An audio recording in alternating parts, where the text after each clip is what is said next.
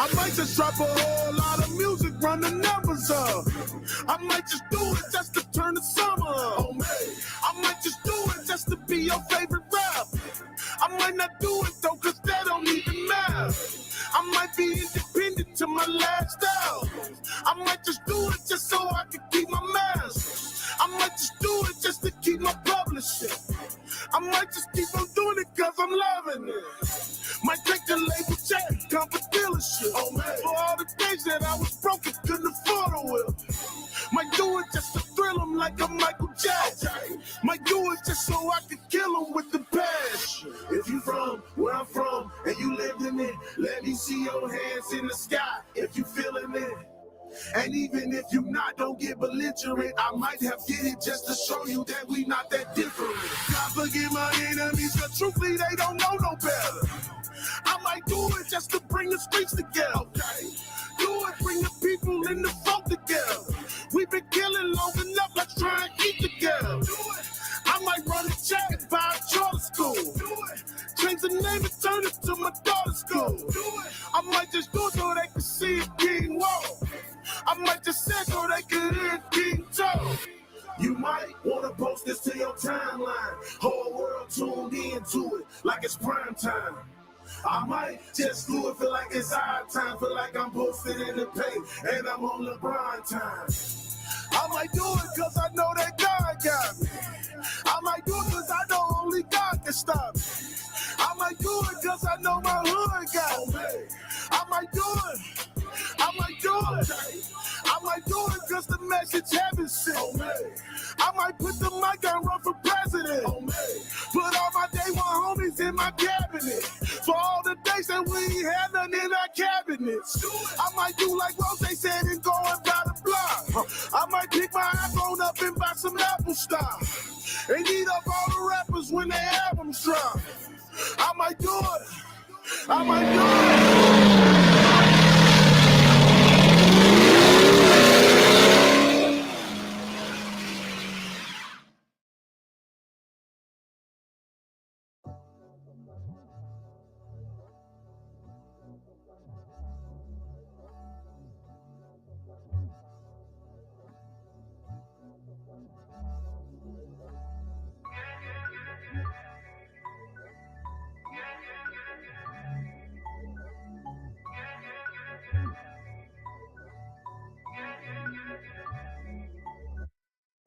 G.O.M.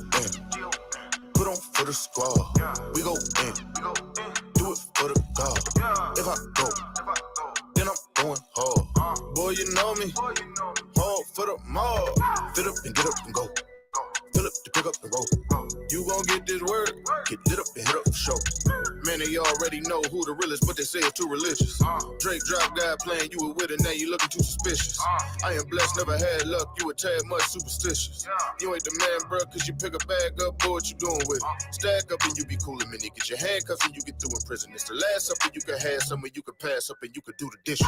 Homie, I ain't never changed up, been the same since day one. When I came in the game, ripping shade, a renegade, still the same, ain't budge. Then a winner game, same love, they play dumb and ain't say much. You tell me who the gangster, yeah. Daddy, let me loose. They gotta move. Bishop with the burner, baby. I got the juice. They hating on my team, cause we the truth. Won't he do it? And we the proof. We gon' take them way, way, way, way, way, way up. We gon' take them way, way, way, way, way, way up. We gon' take them way, way, way, way, way, way up. We gon' take them way, way, way, way, way, way up.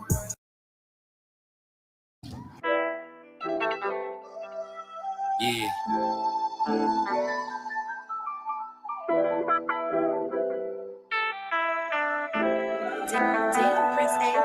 To the end.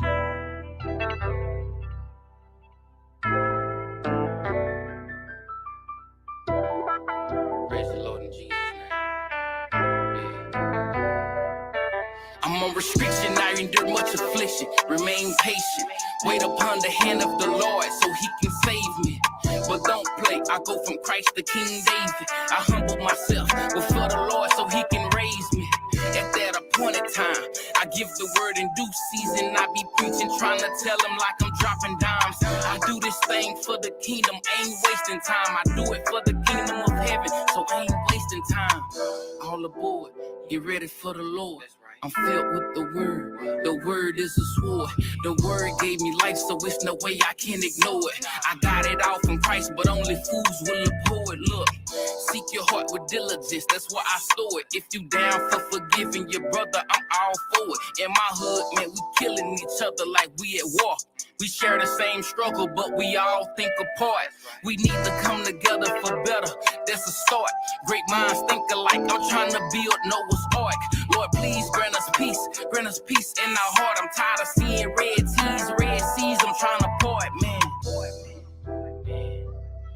I'm tired of seeing red seas, I'm trying to part, man.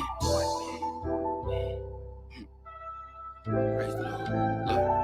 Don't think about it too much. You gotta have some faith now. You know they say an idle mind is the devil playground. I had to learn over time, watch who you stay around. If you ain't got the like mind, they don't even play around. But say fam, it's obvious we'll never be perfect. You can only strive for it. You know that it's worth it. If you ain't willing to die for it, then really it's worthless. I gave my heart out to the world, but came to God cause they hurt me, desert me. I write prayers for my brothers out here doing time. And for the ones that won't change, but they ain't got a dime. Hold your head, stack your bread, put your faith in God. I know some brothers stressing through depression, thinking suicide. Yeah, they contemplating, cause they ain't choose this life. But seek your heart with diligence, that's where issues of life spring from. And when spring come, that's when it's Passover. So I'ma eat unleavened bread and keep my mind sober. I keep my brothers closer, we on the same mission. So when I need to speak to God, I know who gon' petition. See, everybody wanna talk, but don't nobody listen. 2 ears and 1 mouth for a reason, so you can pay attention. I used to face suspension in school, thinking it's cool to be rude, but I was learning how to be a menace to society. The devil trying me, but I can't let him defeat me. My life will be on repeat. Reprobated mind, I used to do the things that I see. The spirit is willing, but I feel like the flesh done got weak. It's a wonderful feeling to know that the Lord is by me. When I ask for forgiveness, I have faith that he forgive me. Look, sorrow is better than laughter, so the heart of the wise comfort those who go through things that never have an answer. I know it's hard to fathom all the things that we go through. The pain in it so true, but God have all the answers. Yeah. Rest in peace to my soul, man. Malachi Earl Cruz. Forever be in our hearts.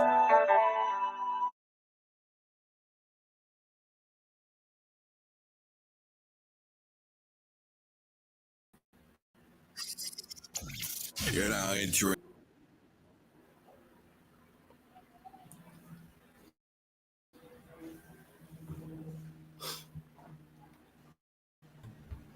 Shalom, shalom.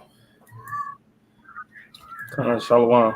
Peace and blessings to the family out there, man. I pray that y'all enduring, right, all these trials and tribulation that the Most High is putting us through to correct us, to help us to do, valiantly at the end, man, to have us with enough heart and courage to go through all the coming destructions. Right? May peace be upon you and your family. Khan. Shalom, shalom. Peace and blessings to the children out there, right? Children of the Most High, Abba Yahweh, right? We come with a live exhortation of Matthew 5. Hopefully it gets y'all built up in the spirit, keep y'all steadfast and enduring these times that we're living in and these last days, and everything in between. Shalom, shalom.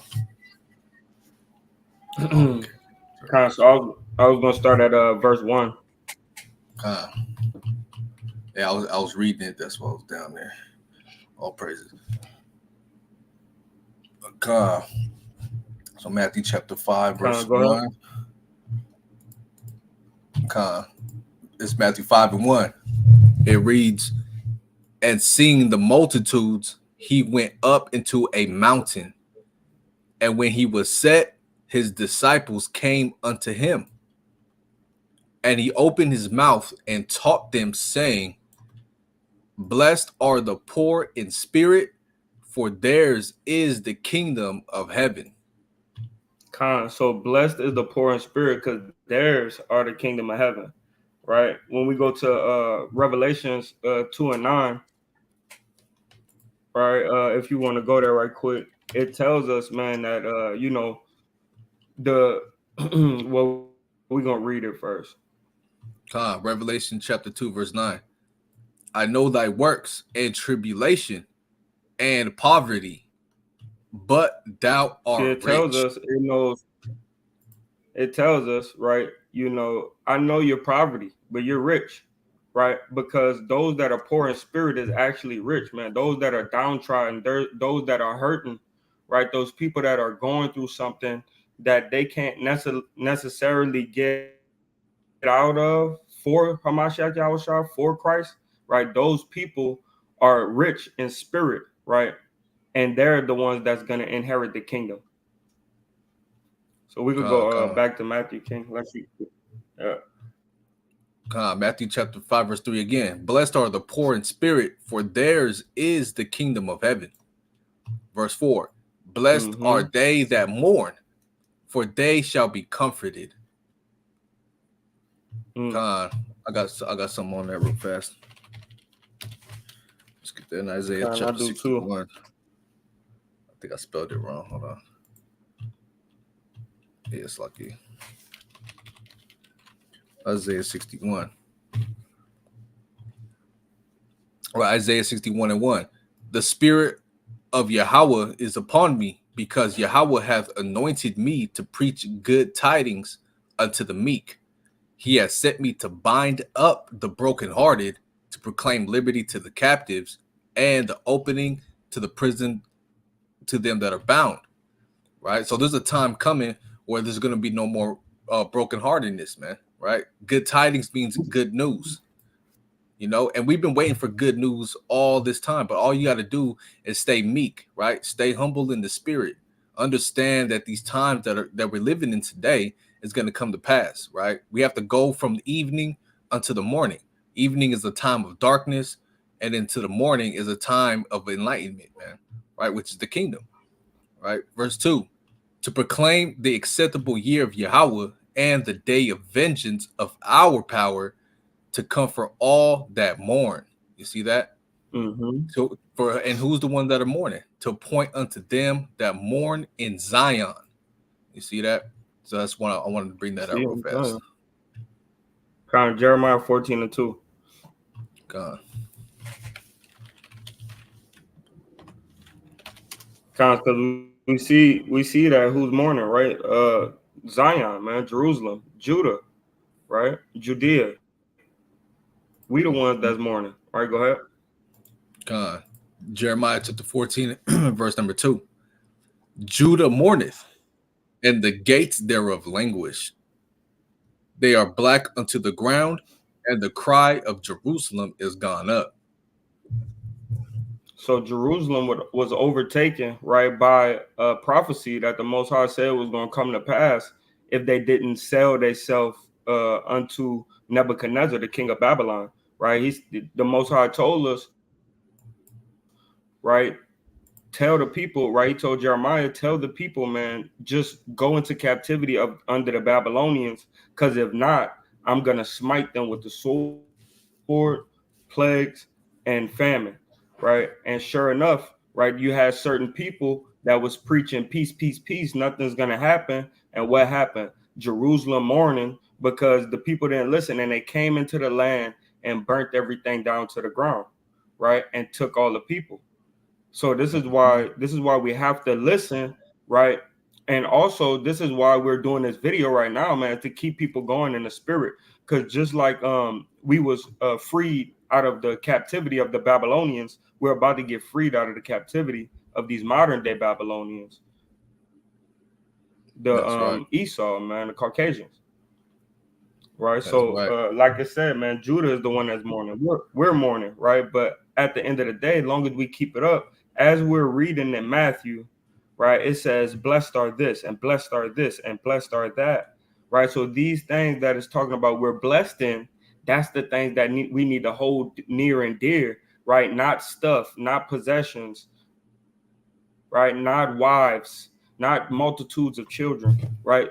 The thing that we need to hold near and dear to us is all these things that they're saying that we're blessed from doing or succumbing, right, or overcoming, right? These different things that we need to do in Matthew chapter 5. By you. Calm. That's a great point. And I also want to bring something out as well here in Deuteronomy chapter 28 and 1. Right? Deuteronomy 28 and 1 says, "And it shall come to pass, if thou shalt hearken diligently unto the voice of Yahweh thy power, to observe and do all his commandments, which I command thee this day, that Yahweh thy power will set thee on high above all nations of the earth." So when we read Deuteronomy 28 and 1, and it gives you the list of blessings from verse 2 all the way to verse 14, it's not just limited to these blessings, right? It's also included the blessings that Yahweh Shai is telling us in Matthew chapter 5, you know, and to do all his commandments. One of the commandments, right, in order to do is to endure unto the end, and the same shall be saved. Endure these trials and tribulations, right? Endure the persecutions, endure everything, and we will receive the blessings not only in Deuteronomy 28:1 on down, but also in Matthew chapter 5. Just like Yahweh Shai said in Matthew chapter 24 and verse 13, right? We have to endure these times in order to receive these blessings. And I yield on that. Going back. Man, that's good. That's good. Matthew 5. Matthew 5 and verse number 5. "Blessed are the meek, for they shall inherit the earth." Man. So it says, "Blessed are the meek, for you, right, should inherit the earth." Man, it's hard. It's hard to get out of ego. It's hard to get out of pride, especially when you have a pride-driven and ego-driven society, right? You don't have people that love to be meek anymore or humble, right? And us being babies in this truth,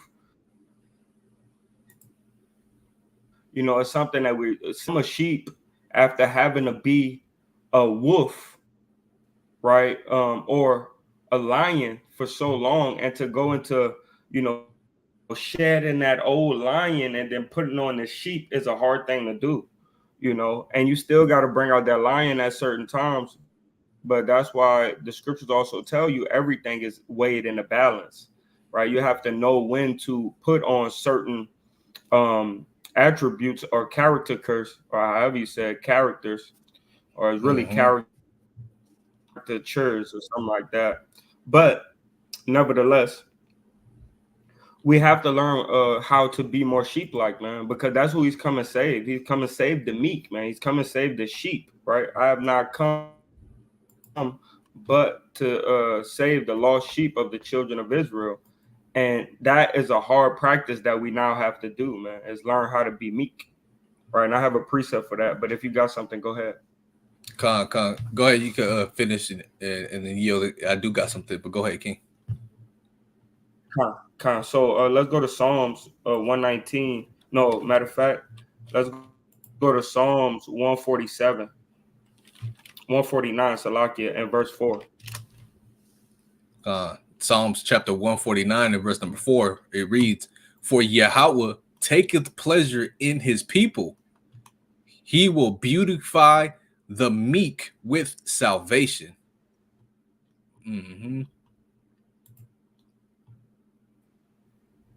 Can't read on?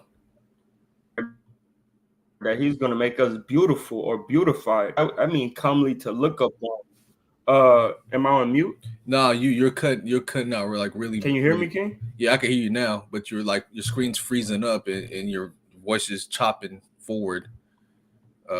Yeah, connection. Cause probably because of my Wi-Fi is kind of far away. Is it better now? Yeah, slightly bit. I can hear you now. I got something. Hold on.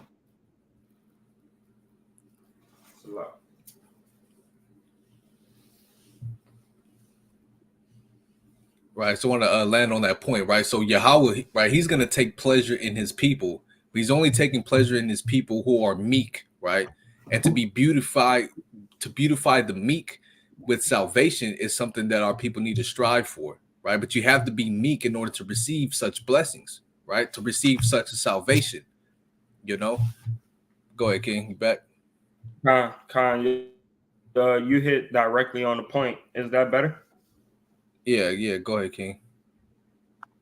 God, now you hit directly on the point. We could move to your point. Okay, con.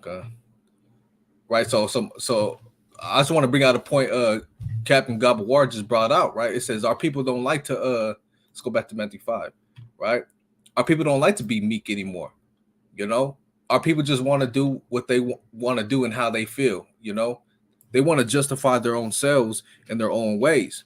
When the Most High says we got to be meek, you know, and to be meek is a characteristic that is it's embedded in a lot of our people, but sometimes that same type of feeling is always pushed down through what? Through affliction, you know, depression, you know, trials and tribulations that our people face. They push that humbleness and that meekness down like they once had when they was young children.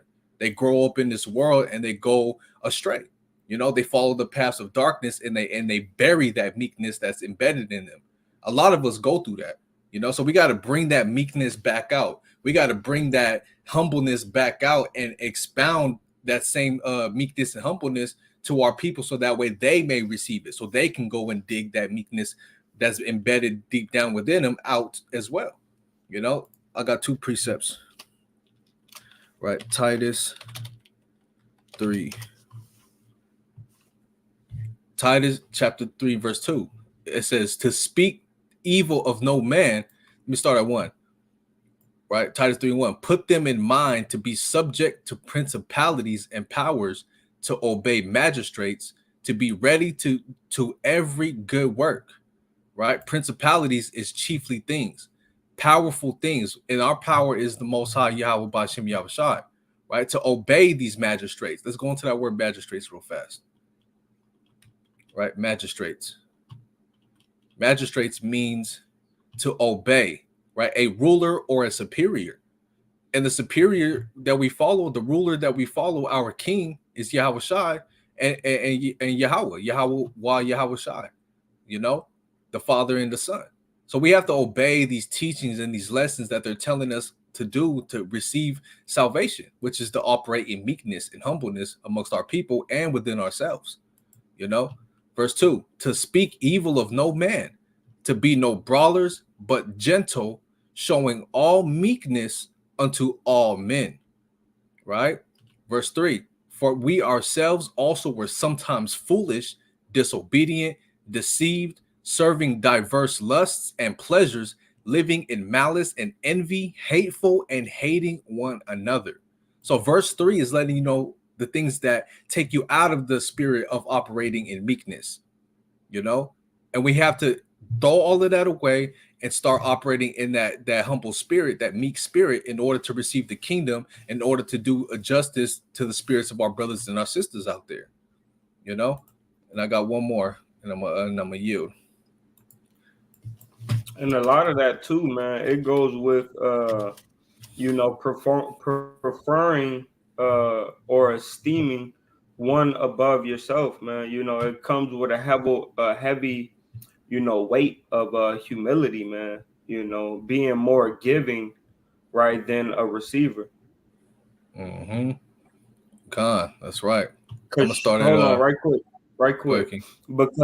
because one thing about sheep, right? Sheep hair, it grows like every 6 months or 8 months, to where you got to shave it off and get you a new batch of wool, right?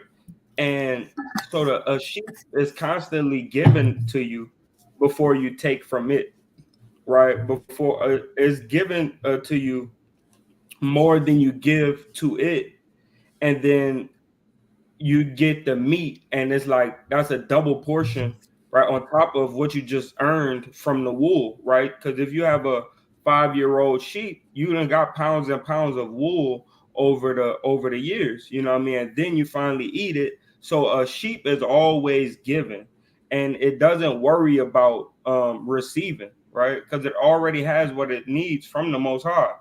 So just remember that too as well. That it's y'all brothers and sisters out there, that it's beautiful to be meek and of service, right? Being a servant is a beautiful thing. And I'm gonna kind of touch on that a little bit too, because that's something that Joseph did. You know, he ended up being a servant, well, a servant unto Pharaoh, right? and then his brothers ended up becoming servants unto him, right? And even his dad, right? And it's not that they became servants, but that was a part of them humbling themselves. As you read in Genesis, right, chapter 42, you see thy servants, right? And this is his brothers talking to him, and us as being Israelites, man, we need to take heed of our ancestors and our ancient fathers, like Issachar, Naphtali, Gad, Dan, Ephraim, Manasseh. We need to take heed to how they operated as well, right? So we could get back to our old ways and be in our old self. So of service is one of the highest. Being of service is one of the highest forms of meekness. Are you? That's right. That's right. That's right. And the Levitical priests, man, they operated in the spirit of weakness, meekness, salakia, meekness, humbleness, 24/8, man. Right? Man, for Because real, they represent the most high to the people, and they represent the people to the most high, you man. know. So that's something we gotta put in our minds of remembrance of the ancients of old, right? Just like Ecclesiasticus Sirach chapter 39 talks about, seek out the wisdom of the ancients. See how they operated. What did our forefathers and our foremothers do? How did they operate in the spirit of meekness and apply that to our lives today, right? But people who don't operate in the spirit of meekness, they're going to have a sense of evil doing that they do in their life, whether it's major evil or whether it's something of small evil, right? Just like breaking the Shabbat, that's an evil work, just like it says in Nehemiah, and all of Mm-hmm. these things that's contrary to how the Most High wants us to operate. It's an evil thing in the sight of the Most High, right? Contrary to him, right? So Psalms 37, I'll start at 9. For evildoers shall be cut off, but those that wait upon Yahweh, they shall inherit the earth, right? And if you're operating in Man, meekness and humbleness, you're in the spirit of waiting for Yahweh. You're in the spirit of waiting for something good to come. You're being humble about it. You're being patient about it. You're having charity. You're having endurance, and all of these things that stem off of the branch of being meek. All right, verse 10. For yet a little while, and the wicked shall not be. Yea, thou shalt diligently consider his place, and it shall not be. But the mm, meek shall inherit the earth, and shall delight themselves in the abundance of peace. Right? So when you're being meek and you're humble amongst brethren, amongst the sisters, right? It's a feeling of peace. The spirit of peace is around. No malice, no evil eye towards one another. Everybody's in that same humble and meek spirit.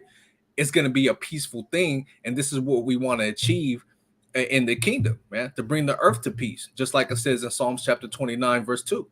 And with that I yield.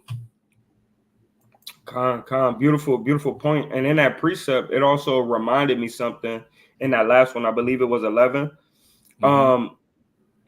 Like when you look at a sheep and when they're doing their own thing, right, in the field, it's crazy because the sheep is really it's really meek, it's really humble, and all it's doing, bro, is waiting on you to do something to it. Like for real, it Mm-hmm. just be chilling, what I mean, doing its own thing, eating the grass, and if the grass is abundant, right, like it says in there, you just constantly eating and then you just chilling until somebody come cut your fur, what I mean, and then Yeah, you just yeah. chill. Yeah, Yeah, I that's mean, right. they just chill some more, and then somebody come through, and then they finally take you and say, "Okay, well, it's time to eat your little buddy." And then you go ahead and pray to the Most High, the water for this right here. Boom, slay the animal. Bam, but it's always just doing his own thing, bro. Like, and that's that level of meekness, man. To not be so quick, right? To jump at somebody, right? Like Mm-hmm. at work you have certain people that get on your nerves and they irritate you, right? And they say something and it's triggering, but you got to just be like, I'm gonna take that one, I'm gonna let that roll off. Because when we read down in Matthew 5, right, it talks about blessed are those that are persecuted for my name's sake, right? If we're walking and living like a Mashiach Yahushua, if we're walking and living like Christ, we're gonna be persecuted. People are gonna hate us. People are gonna try to get us to go out of our character. But when we stay in character and stay as a sheep, they see the abundance of light that's in us, man. Right. And really we should have named this video wisdom with Matthew chapter 5, because I feel like it's just nothing but like wisdom pouring out right now. But I you. God, and that's a great point that you made about the sheep, man. It's not like Esau's slaughterhouses, man. You go in there, there's 100 cows, 100 sheep getting ready to get put to death, right? And all of them is crying, man. Right? You got videos of them showing all animals have feelings too. Yeah, they do have feelings, man. They got them all in the slaughterhouse, dirty, filthy, no love, no peace on them, and they all tearing up and they all fearing. I seen the videos of cows in the slaughterhouse shaking in their legs, man. Right? But that's not how us Israelites are gonna handle that, man. We're gonna have them in a peaceful state, right? We're gonna have these animals in a peaceful abundance, man.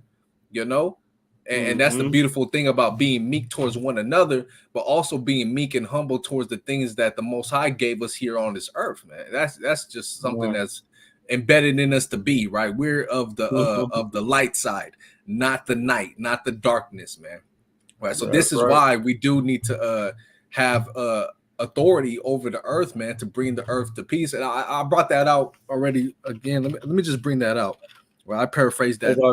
I want to say something about what you just said too, right quick, because you said Tawab, right? We was at the laundromat and we was pulling out to go to Food for Less right quick, and Tawab was like, "Hey, you know what's crazy, bro? I feel like we really could rule the earth, man." It was like I just feel like we're like, just from what we going through right now and the conversation that we've been having, I think that we should run the earth. And I said, I agree, though. But it's funny that you just said that. Go ahead. Con. That's not is that no, so like it's Proverbs.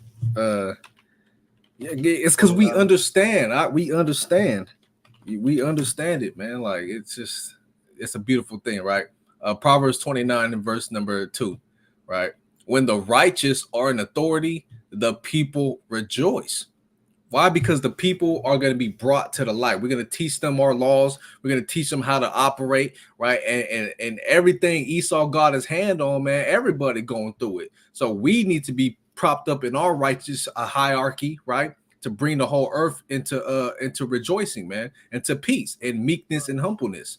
But when the wicked, which we see now today, beareth rule, right? These kings of the earth, what happens? The people mourn, right?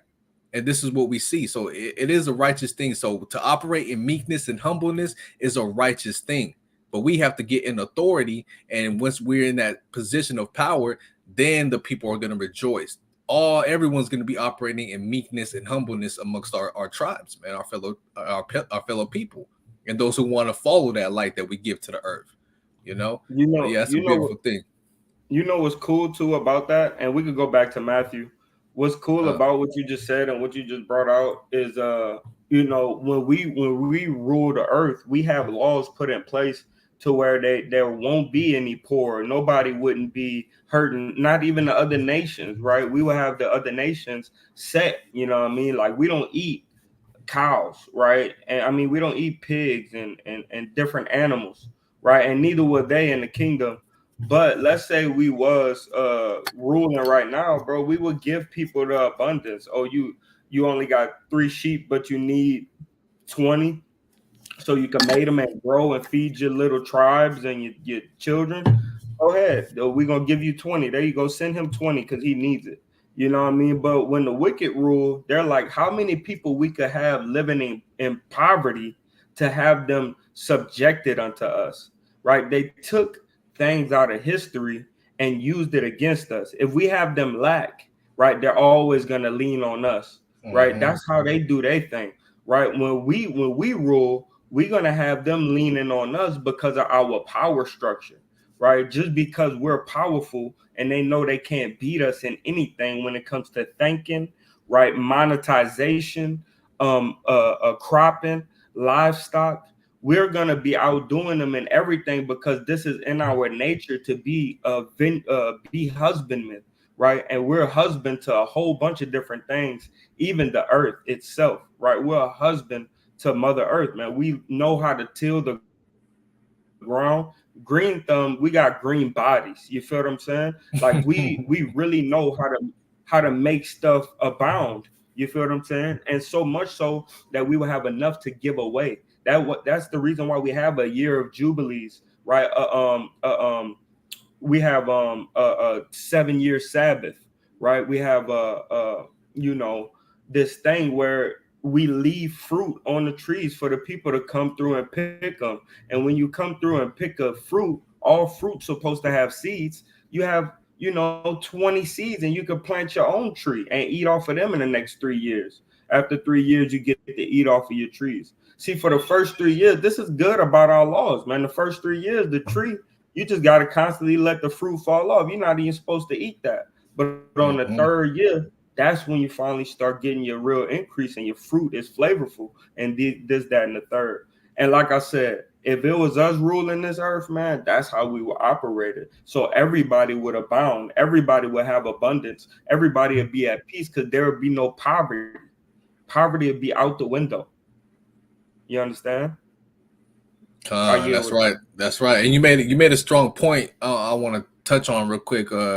You said that they take from us and they cause us to lean on them, right? Because they take, and we're basically forced and put into a position where we have to come to them because we ain't got nothing, but we need something, right? I've been watching The Walking Dead, right? And there's this man named Egan, and he said something. He said, if you hurt one of them, right, they will all fall in line, right? And I was just like, but Rick, on the other hand, Rick is like, nah, just let everybody live in peace, and everybody will get what they put out. You know what I'm saying? Basically, so like you hurt one of them, kill one of him, and they all gonna fall in line, man. We don't want to do that. That's not the spirit of meekness. That's the spirit of evil doing. Right, but Rick comes in like, no, I'm gonna take that away. We all we're gonna be on one accord. You plant whatever you gonna plant in your little sanctuary and this sanctuary over here, and we all just gonna live in this this world that we in abundance. Not just give everything we have to one person and let him rule over it in wickedness, man. I was just thinking about that, like, yeah, that's powerful. So yeah, it is a good thing that we do have to operate in meek and the righteous, right? We aim for righteousness, so we shall be the ones most high willing to operate the earth and to bring it into righteous subjection. Right. And one cool thing about Negan too, you could see his transformation, when later hold on. I'm not there yet. It's locked in. It's good, dog. I'm glad you started watching it. I'm on season 9, man. Season 9. So you got 10 more to go. 10? I thought it stops at 11. No, it stops at 19. Oh man, that's crazy, man. And they just came out with season 20, or they about to come out with season 20, and I can't tell you the rest of that. Okay. We're gonna let's go. We're gonna get it in. Hey, shalom to Wab Rakab. Peace and blessing to you, my beautiful beloved brother, right? And peace and blessings to the viewers that are in the live right now. Big shalom and peace and blessings to you as well. Right? Shalom, family. Shalom to Wab. Verse 6, right? Matthew 5:6. It says, "Blessed are they which do hunger and thirst after righteousness, for they shall be filled." Man. It says if you thirst and hunger after it, I'll fill you up. But if you cool with starving a little bit, I ain't gonna give you nothing. That's why the Lord said, "What? Seek me, and I shall be found." Right. So He telling us, man, it takes us thirsting and hungering after wisdom and understanding, bread and water, right, for us to actually receive it to the full.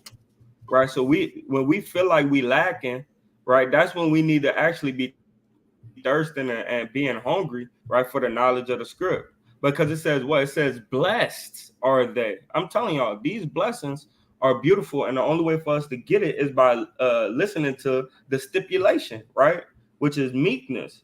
right? Then he says what? He says poor in spirit, those that are broken down, right? Then it says those that's mourning, right? Then it says what? The meek, right? And then it says what? The hungry and the thirsty, right? That thirst after the Mm-hmm. righteousness. These people, man, are the ones that's gonna be blessed and inherit the kingdom, right? And that's us, man. A lot of us, man, and other people that see wherever you're lacking at. I expect everybody, man, to do like one of my t-shirts say, and examine yourself daily, man, of what you could have did better, right? What you did right, what you could have did better, because at the end of the day, that's how we're gonna be blessed, right? But go ahead, Q. God, God, and another thing on that, right? Your hunger and your thirst, right? When we're cast out into the wilderness, when we're cast out into the world, and we feel like the Most High has forsaken us, right? We're trodden down, we're going through affliction, trials, tribulations, and we're out there just looking for a mirage, man. But it's just a mirage because we're looking all in the wrong places, except for the places the Most High has already showed us, right?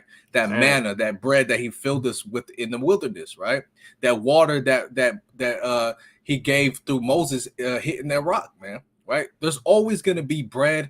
There's always going to be water for us to drink. Period. Right? That goes mm. without saying. But the hunger, the bread that we need, and the water that we need is found in this book. And a lot of our people are dry bones because they don't want to seek this true bread and this true water. Right? So let me show you something in Amos, right? Hey, you know what's cool too on that exact same part? Like we drink, let's say we drink water or some type of liquid every 30 minutes, right? About Mm-hmm. every 30 minutes. And that's being nice, right? And we eat every 3 hours at least, right? So the same way that we thirst after something to drink, and Shalom sister, it's good to see you in the trap, right? when we um when we drink and when we eat, right, which is drinking every 30 minutes being nice, right, and every 3 hours being nice, we should be reading the book, right, just like that, or maybe even more. Like it shouldn't go 3 hours and you like haven't listened to a precept or read a Mm-hmm. precept, or Uh, listened to a video, you know what I mean? Because you always need, you like, you're hungry, man, you know what I mean? Or you should be thinking about a precept or thinking on a precept every 30 minutes, you know? Like, mm-hmm. and it's just, it could even be just like not even thinking about the precept, just doing it, right? Doing a precept, doing a commandment, right?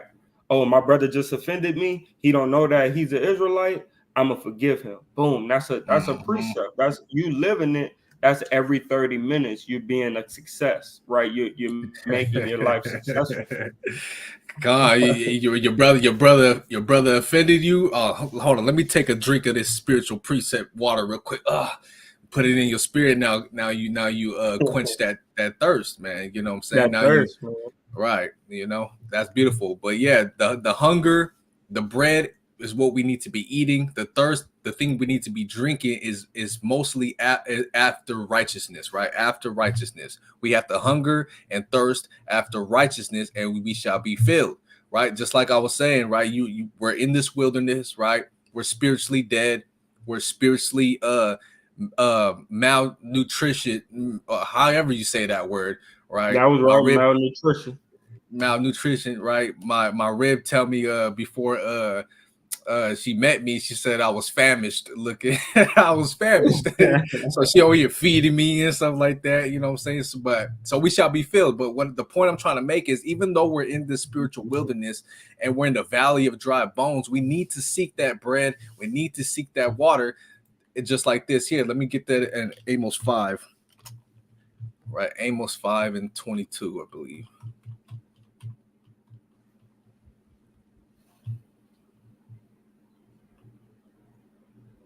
No.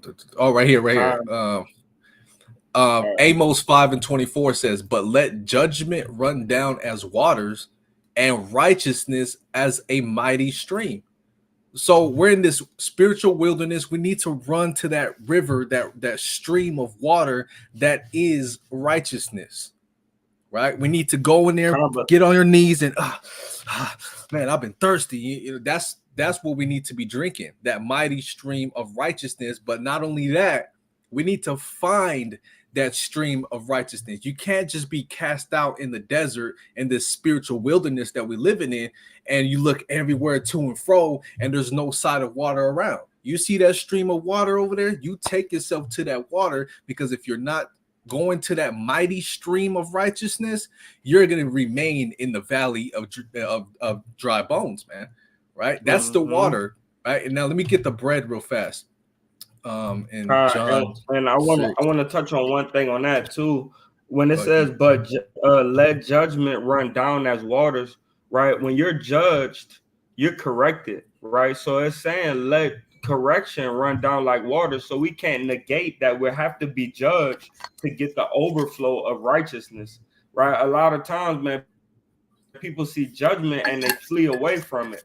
Right, but being judged, right, is being corrected, and from being corrected and being judged, you get a stream of water, right? From you getting shot, right? From you getting stabbed, from you being homeless, from you being tossed out by your mom while it's 20 below in the winter time, right? By you going to prison, by you coming out of jail, right? Going back in and coming back out, by you taking a stealing something from out of Walmart and you go and get incarcerated. All these different things that you get judged on, that helps you correct your behavior from the judgment. And you correcting your behavior gets you to the stream of righteousness as well, because you're going to go into the instruction manual and figure out, what the hell am I doing wrong, so I could get less judgment, right?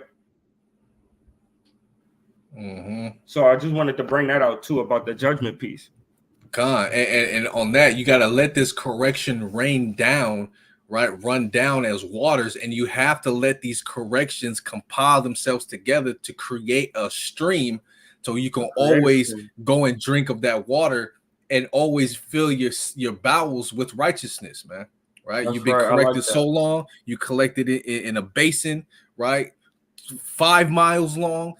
Now you will always have that mighty stream always there, because you let that correction or that judgment run down so much, right? Man, that's good. That's good. Mighty. That's good. Beautiful through the spirit, man. Beautiful. That's good right there. Yeah. And then you can always go grab from that, because you can always get a little cup. Yeah. You can always go get a little cup, you know what I mean, to remind you, what, I did made it through that. You know what I mean? I did went through that. You know what I'm saying? Crazy. You always go get your little cut. That's a good one, King. Somebody need to write that in the next book of the prophets, man. Next book of the prophets. Go ahead, jot that one down. That's good. That's why I said in my song, after Revelation, scribes will write a new page. Bro, y'all go take that and write that down, man. In the book of Khalil. Right? In the book of Khalil, write that one down. God, but that's the water that we need, right? For righteousness. We need to drink of that water. Now, let me get the bread real fast, and then we can move forward, right? In John 6 was always going. We're going to get off of here about like 1:20. So y'all got 30 more minutes to stick with us, man. We're going to try to get some good exhortation, man, and slight correction, so that way we could get this stream of water going. John 6 and I'll start at verse 33. For the bread of Yahweh is he which cometh down from heaven and giveth life unto the world. Then said they unto him, Adawan, evermore give us this bread. And Yahweh Shai said unto them, I am the bread of life. He that cometh to me shall never hunger, and he that believeth on me shall never thirst. Right? So that same manna that was rained down in the wilderness when we came out of Egypt, right? Yahweh Shai is likened unto that same bread, right? He's likened unto that same manna to come down and to fill us up, right? But that manna in the wilderness, we were still hungry, right? That was on a physical level. Yahweh Shai coming is going to give us that true bread, that true wisdom, knowledge, understanding, and to make it to the kingdom, to the point where we'll never hunger. Even to this day, when we eat this bread of life, known as the scriptures, right? We're never hunger. We're always full. We're always not starving. You know, even when we have these precepts planted in our mind, just like we drink that same cup. Oh man, that brother offended me. Hold on, let me drink this cup. Okay, and remember the precepts, right? It's the same way with the bread. Let me fill myself up today. Okay, let me meditate on some scriptures in my mind. Let me operate in the spirit of meekness and humbleness, because that's what the scriptures, that's what the bread told me to do. Let me take a bite of that bread, drink some of that water, right? That's in a spiritual sense. That way we will never hunger, you know. But our people, like I said, they're in the valley of dry bones. Their skin is sticking to their rib cage. They walk in skeletons because they don't have that bread and they do not have that water in the spirit, what they need to fill themselves up, right? And with that, I yield. That's beautiful too, man, because you made me think also with you know, with water, it takes about 20 to 30 minutes for water to digest, right? To actually go to where it needs to go, right? And then for food, it takes about 2.5, 3 hours for it to digest. So when you're reading these scriptures and you get a plate full, right, you're able to meditate on them things for, you know, 2.5, 3 hours. You're able to live this thing out for 2.5, 3 hours, and then you're depleted again. Right now you're depleted. You need some more work to do, right? You need some more food to eat, so that way you could digest a little bit more, right? 10 precepts every 10 verses every 2 to 3 hours, man, is a balanced diet. You feel what I'm saying? That'll help you out a little bit, you know, because now you have something to live on for the next 2.5, 3 hours, right? But I like the way you put that out, because you need that bread, and bread takes about 2 hours to digest, 2.5, right? That's right. That's right. So I gotta do me a favor, go give ahead, me King. John 17 and 17 whenever you can. Got you.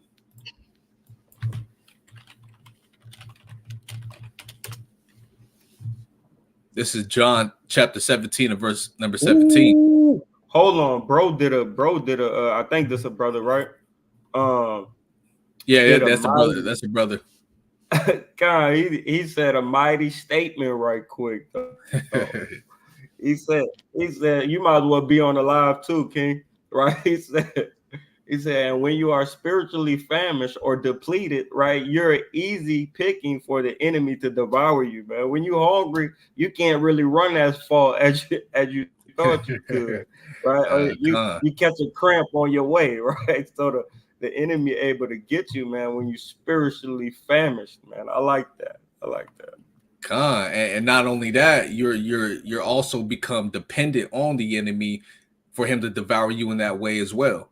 You know, you're forced. Yeah. You think you're forced, but you go to the, okay, can I have some bread and some water? Thank you, Massa. No, it ain't no damn thank you, Massa, man. We have a true Massa, which is Yahweh Shai, man. Yahweh Bashim Yahweh Shai.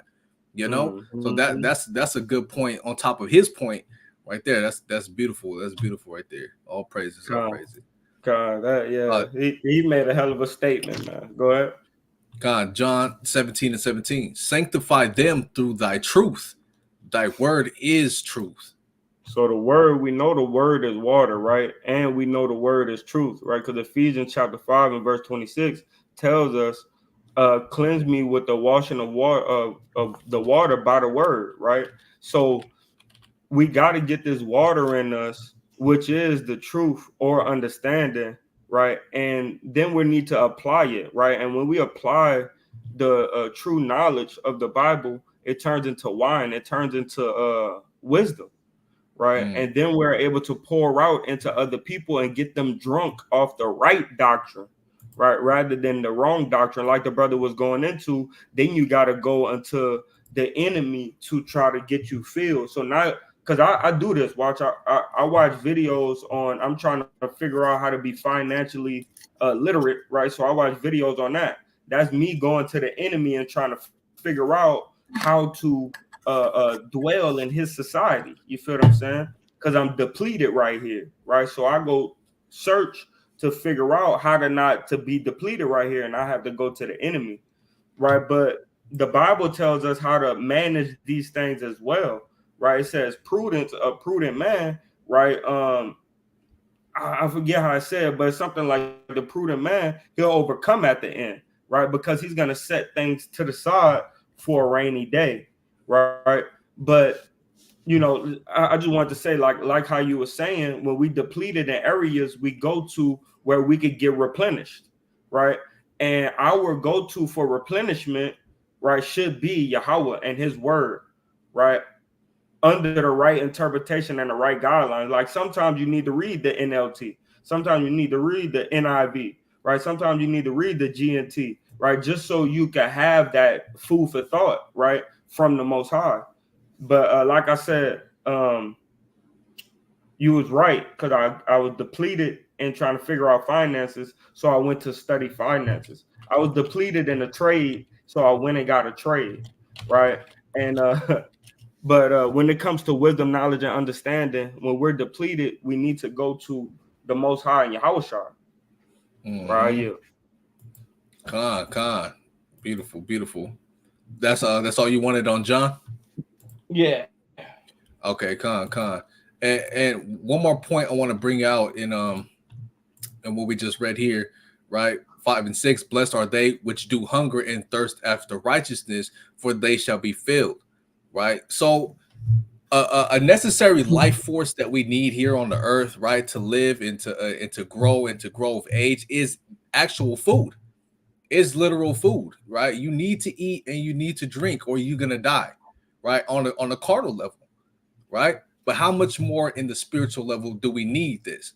So if food and water on a carnal level is a necessity, which we can also deem as a treasure, right? You need, I would say it'll be a treasure, my bad, because we have to store these things. We store these things for our well-being, our benefit. So let me pull something up and I think it's Matthew 6.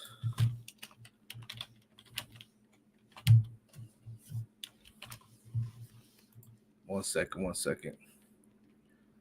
Matthew 6. Let me scroll down.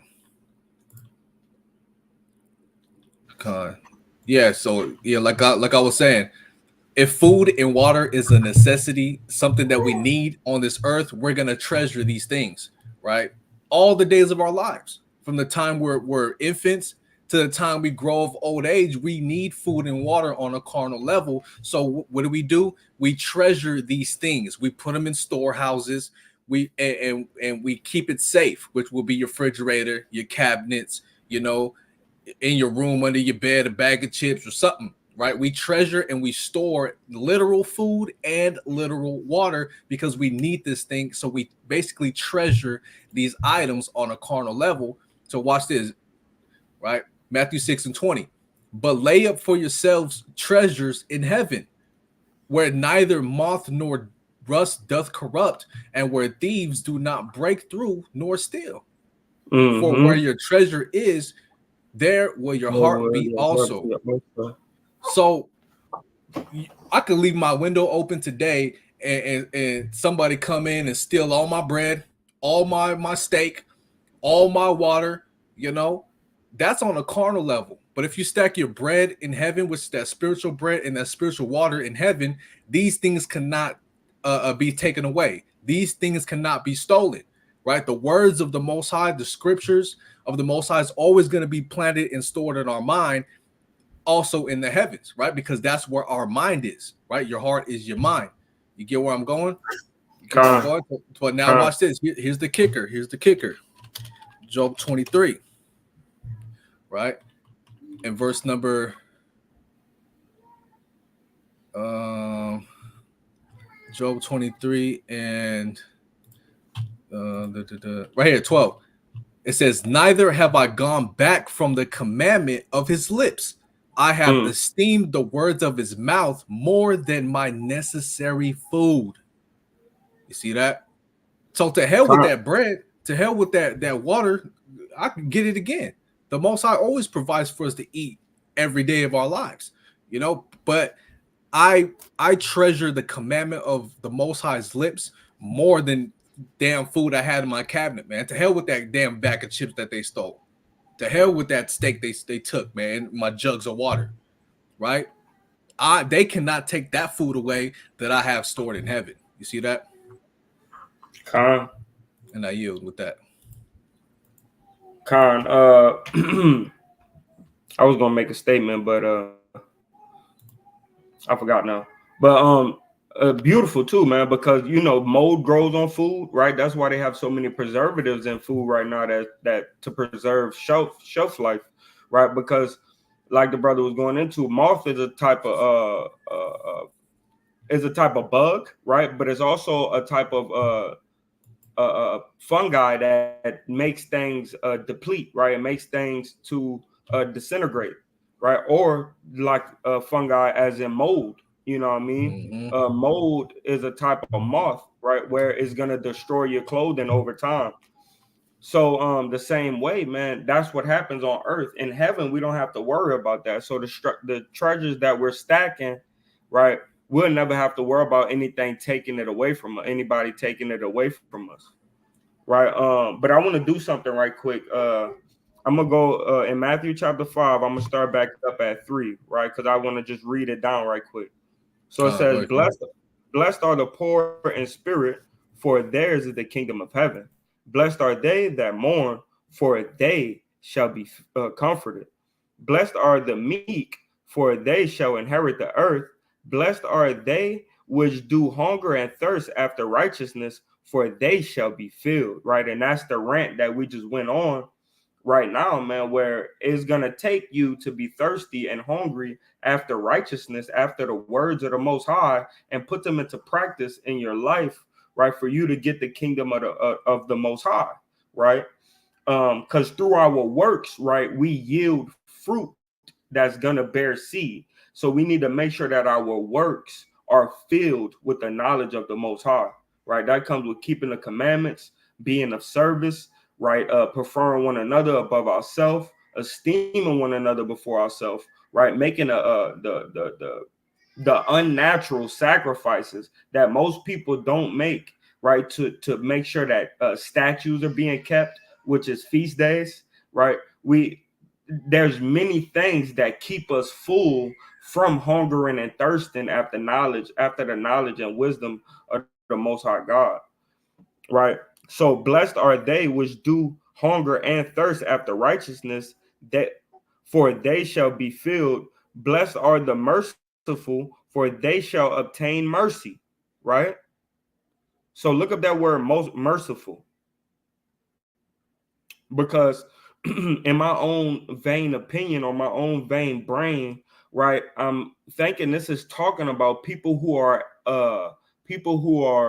uh extravagant, right, at exerting mercy, right, at giving mercy to people, right? Like maybe your wife don't get it, right, or maybe your husband don't get it, and you just like trying to give them the commandments, trying to tell them that they're Hebrew Israelite, trying to explain to them, you know, that we can't be doing this, we need to be doing that, and then but at the same time as you're doing that, you need to remember to extend to them the same level of mercy that the Most High extended unto you. Just because and other people don't know, and sometimes it takes time, quote unquote, mercy, or to be merciful to get them to understand it. Finally, it might take a month, it might take 2 months, it might take a year, it might take 10 years, but eventually they probably gonna get, right, it's all of the will of the Most High, exactly what you've been trying to explain to them, right? So I just want to put that out there. That word for is Elaman, right? Merciful, which means to be compassionate, you know, and that goes hand in hand with not offending a little one, right? You can offend someone if you're not compassionate and you're not merciful. Okay, brother, look, I know you don't understand now. You might not agree with what we're bringing out to you, letting you know these things that the Most High told you you're Israelite. That's fine. You know what I'm saying? It's all good, brother. You know what I'm saying? Most High willing, you'll get it one day, you know? And that's showing compassion. Not, oh, you don't get it. Well, then you're going to throw in the lake of fire. yeah, we can't operate in that type of spirit because that takes us out of the spirit of meekness and humbleness that we're supposed to enact towards our brothers and our sisters, mixed with that compassion, that merciful feeling that we have to give to them so they can not be offended. Because once somebody's offended, they completely throw everything away that you broke down to them for that 30 minutes at camp. Right? They mean. Them Hebrew Israelites, they mean, they yelling. If we operate in the spirit of compassion, we have more of a chance to get them to understand this truth, right? And bring them to the fold because we're here to get the lost sheep. You can't go out into the fields and kick a sheep for getting out the gate. No, you got to have mercy on that sheep and gently walk it back to the fold, right? And with that, I yield. Keep going. Go ahead, King. So it says, verse number 7, right? Matthew chapter 5 and verse 7. Blessed are the merciful, the compassionate, for they shall obtain mercy. Right. So if you're compassionate or merciful unto your brother and sister and your children, right, the Most High is gonna extend that same level of mercy. Right. He even promised us that. Right. If you can't forgive your brother, why should I forgive you? You know what I mean? Loosely paraphrasing the scriptures, that's what the Most High said, right? It even tells you to go reconcile with your brother before you leave a gift at the altar, because if you leave this gift, you're basically a hypocrite, right? You're saying that you love me, but you hate your brother, which you see, right? That goes hand in hand also with I will have mercy on who I will have mercy. I will have compassion on who I will have compassion. Right, all in the power of the Most High. All praises. Go ahead, King. Man, big facts. So verse 8, blessed are the poor in heart, for pure. they pure. Salakia. Blessed are the pure in heart, for they shall see God. Right? And purity, right? Go look up that word pure. Right? Purity is a heavy thing to be in, right? Because me and a brother, right? I won't say his name, but he right here. Right. But me and this brother, man, we get into it all the time. But we, you know, what he likes to call it is being genuine. Right. And what that word genuine is the expression of the word genuine, right, is being pure, right? Not holding malice in your heart, or not holding grudges, right? Being a loving person, even when somebody is afflicting you. And he's telling us, if you could love somebody in the midst of them afflicting you, right, you will see God, right? It's telling you will see God. If you could remain pure through all the affliction and the different tribulations and trials that you go through, you will see God. This is a blessing, right? This is part of the blessings, man. This straight out of the horse's mouth, man. This out of Yahweh's mouth, man. Right? So it's no doubt that the pure in heart shall see God. Which God? Yahweh, man. Right? Go ahead. Because that's when he's going to put out the crown on us. We're going to see him, man. Right? We're going to get that blessing. Go ahead. God, that word means pure, means clean, clear, and pure, right? And just like the brother brought out, right? You don't want to hold grudges. You don't want to hold malice or all these evil thoughts against someone you're feeling malice towards, right? You have an evil eye towards your brother, because once you do that, you're building up this wall, right? You want to let that brother know, right? You want to have purity in your mind towards that brother or that sister, right? That's why it says here the word what? Clear, right? Clear, another word for clear is transparency. You want to be transparent with one another, right? If he offended you, let that brother know. You know what I'm saying? If you feel some type of way about this, don't hold it in. Don't hold a grudge. Be transparent towards one another. That way truth can flow through and they can see you and you can see them. Don't just build up walls amongst your people, right? That's not pure, right? I just wanted to bring that out. That word clear is right there. That's beautiful. Real quick, let me bring it. The clear thing that you brought out was mighty, man. Right, about being transparent. Right, that's probably part of the purification that he's talking about. Right, of being pure in heart. Right, that was beautiful right there. God, it said that word. It says a word there too. It says affinity, which means spontaneous, natural liking or sympathy for someone or something. empathy, rapport, like-mindedness, harmony, accord. Right? Con. And you know, it's crazy. So me and the brother that I was talking about, that's right here, right? I'm just gonna name him Bayan, right? Right. Me and Bayan, we was having a conversation about something, and he was like, what he said? He said, I need to stop talking about this, huh? And he was like, you know what? I'm gonna try to stop talking about it, huh? Yeah, yeah. It was these things that he was talking about, right? And he was like, I'm gonna stop talking about these things, man, because I feel like that I'm talking about it way too much, right? Or way too many times. And it was problems that he's going through at the moment. I was like, nah, I don't think that's the point, you know, of not talking about it. I think as much as you need to talk about it, and I'll be here to listen. It might irritate me, I'll be here to listen, but that's showing that sympathy, man. That's showing that I need to be what you need me to be so you could heal, right?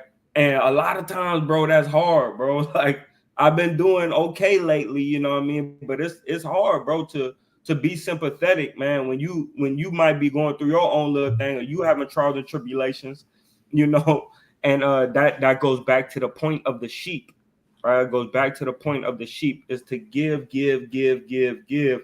The sheep never receives from man, the sheep receives from God, right? The grass grows, the sheep eat. The grass grow by the strength and the hand of who, Captain Khalil? Con. Of the Most High, correct? Oh, con. I was thinking about an analogy right now. Slakia. Yeah. So that's how the grass grows. So sheep get blessed by the Most High, not so much by people. The blessing that comes to the sheep by people is combing their hair, right? Bathing them. You know what I mean? That might be one way that we give to our sheep in the kingdom. You know, bathing them, making sure no mold is on them, picking it out, you know, things of that sort. I just thought about that. So that's a way to give back to the sheep. Con. And another thing too about that, like I was just the analogy I was thinking of was my leg hurt. I just got jammed up. I fell off a tree. I'm walking with a limp. But I'm not taking that problem, man. I don't care about none of that. I'm hurt. Look, no, man. I'm still gonna go out there and grab that sheep. I don't care if I'm limping 2 miles to go grab that sheep. You know, I'm not gonna take my anger and the things I'm going through out on that sheep. I'm not gonna just you know, not care about where that sheep is going because I'm hurt. I'm gonna walk with a limp to go grab it anyways. You know, that's true. Yeah, and that makes a lot of sense. And that sheep is a person for you unlogical people. And you said something. You said something. How you said the people, the sheep need the grass, right? But in First Peter, we are actually the grass too. In the spirit of wisdom. I ain't even think about that. Right. First Peter 1:24 says, "For all flesh is as grass, and all the glory of man as the flower of grass. The grass withereth, and the flower thereof falleth away." So you don't want to be that grass that's withering away. You don't want to be that flower that's withering away because you need to be that grass to keep the sheep fed. See what I'm saying? A beautiful point. Beautiful point. I didn't even think about that, but you're right. So we do need to eat off of one another too. Damn. Okay. All right. That's what's beautiful. That's what's beautiful about this live, man. I tried to do it last week by myself, man, and I had so much going on, bro. I feel like my video last week was lame, but the precepts came out. But this week, man, it's a lot better, man. I appreciate you for being on here, King. God, all praise to the Most High, King. Love you, King. All right, I love you too, King. So it says, verse 8, blessed are the poor in heart, the pure in heart, for they shall see God. Blessed are the peacemakers, for they shall be called the children, right, of God. That's beautiful, man. Right? People that hear you talking crap about somebody else and say, hey, bro, you know what I mean? Get your mind together, bro. You know what I mean? Why are you talking about dude? Like, go talk to him. You know what I mean? Or just leave it alone, bro. You complaining too much about bro. You know what I mean? We all know bro act like that. We all know sis act like that. You know what I mean? Love that brother, love that sister through that, man. Right? blessed are the peacemakers, man. You see a fight about to go down and somebody talking about mischief, you know what I mean? You kind of say, nah, I don't think you should rock like that. Hold on, bro. Y'all need to go ahead and break that up. You walk that way, you come with me. You know what I mean? Because blessed are the peacemakers, because they shall be called the children of the Most High. Right? That's beautiful, right? That's right. That's right. Go ahead, King. You got it. So it says, blessed are the peacemakers, for they shall be called the children of the Most High. Blessed are they which are persecuted for righteousness' sake, for theirs is the kingdom of heaven. Right? And do me a favor, man. Go to the book of Sirach, right? Sirach, chapter 51, right? And the last 3 verses. You want the G and T for that? Whichever one. It's beautiful regardless. Because I know you've been reading that. Yeah, the GNT and the Sirach goes amazing. I don't know what they did, what type of spirit the Most High put on them heathen to do with that, but with that translation, but it's a real good translation. Hey, to jump on your point where you said about being a peacemaker between 2 brethren that are fighting, this brother said, meditate, don't instigate. Bring it to your remembrance, man. Don't add fire to the fire, man. You know. And it's really hard to do. Like I've been like humbling myself lately, you know, and putting myself under certain restrictions and guidelines, right, to actually up the ante on my patience and my peace, right? Because I'm really naturally an angry dude, you know what I mean? Like I'm really angry naturally, right? So for me to just be quiet and allow a lot of stuff to just roll off and not harbor it after I let it roll off is really hard for me to do. So I do want to let y'all know that this is a practice make precision type of situation, right? Practice makes precision, not perfect, right? So we're going to end up being precise on the times where we use our zeal, right? It is a challenge, brother. It is a challenge. We need to be precise on when we use, you know, our zeal, man, our frustration, our anger. You know, we need to use these things in the right position. But yeah, let's do this. God, this is the book of Sirach, chapter 51 and verse number 24. We could start at 23. God, 23. Come to me, all you that need instruction, and learn in my school. Why do you admit that you are ignorant and do nothing about it? Man, here is what I say. It costs nothing to be wise. Put on the yoke and be willing to learn. It says put on the yoke, man. Put on the burden, right? Or the guidance of the scripture, right? And be willing to learn, man. When you put on a yoke, right? A yoke is usually they will call it a heavy feather, right? That's something that weigh you down. A yoke is a thing that you put in between 2 deities, right? To pull something, right? So a yoke is like a piece of wood that goes like this and it's wise at the end, right? And 2 animals get on that yoke and they pull something, right? So it's telling you put on the yoke, put on the guidance, put on this thing that make you steadfast, right? Unmovable, and then be willing to learn, right? Be willing to be guided to the right direction. Right here. Real quick. I got it right here. Bam. You see that yoke? Yep. Yeah. Yep. And you can't put two different animals on the same yoke because it'll be unbalanced.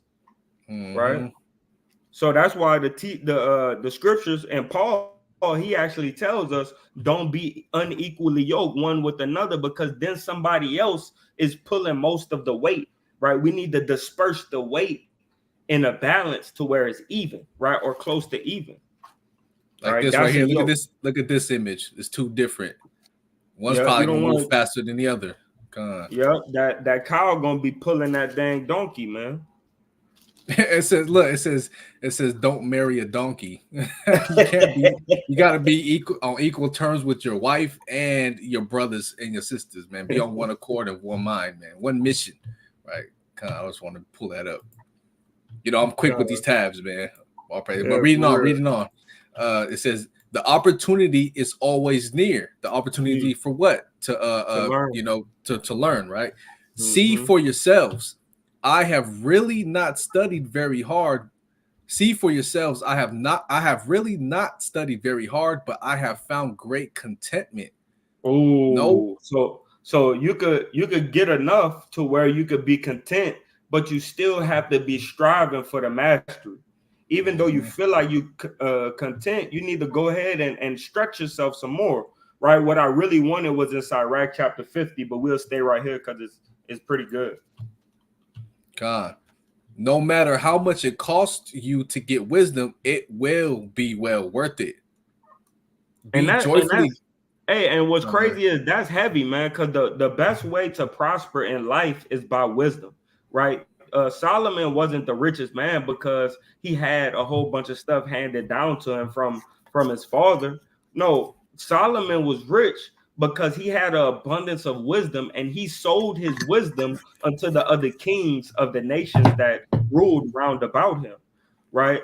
And I heard this one guy say his name Myron Golden, right? Go look up that brother, really wise brother. He keep the commandments to the best of his ability, but he teach Christianity to a certain extent for money, I believe. But right, this brother, right, he talked about how the Queen of Sheba, right, she came annually to give Solomon money, right, annually for his wisdom, man.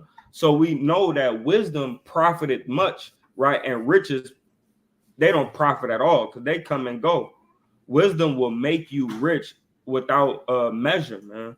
Right. So I just wanted to bring that out a little bit. Reading on. 29. Be joyfully grateful for Yahweh's mercy and never be ashamed to praise him. Do your duty at the proper time, and Yahweh, at the time he thinks proper, will give you your reward. So that's why we're going through how to be blessed in the book of Matthew chapter 5, right? Is because at the end, we're going to get our reward, right? So let's go to Sirach chapter 25. Chapter 50 and verse number 25. This is the book of Sirach, chapter 50 and verse number 25. And it reads, there are two nations that I detest, and a third that does not even deserve to be called a nation.